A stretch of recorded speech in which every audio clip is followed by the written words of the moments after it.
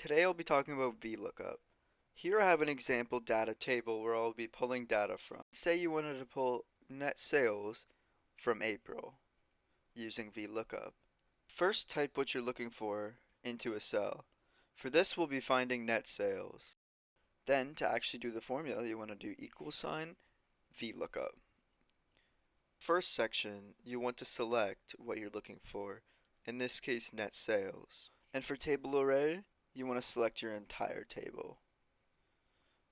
For column index num, you want to count which column what you're looking for is in.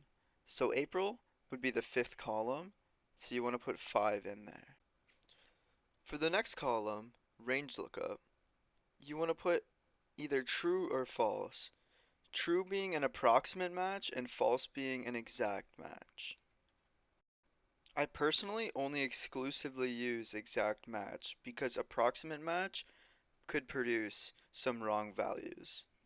And there you have it, net sales from April.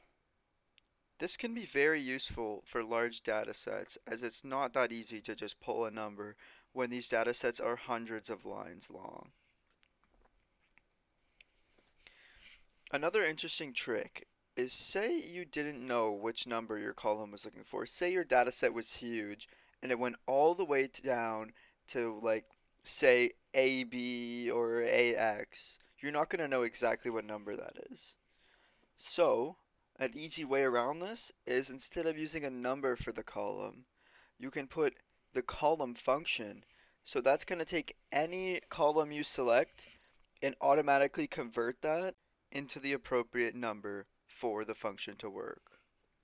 Thanks for watching and subscribe for more Excel tips and tricks.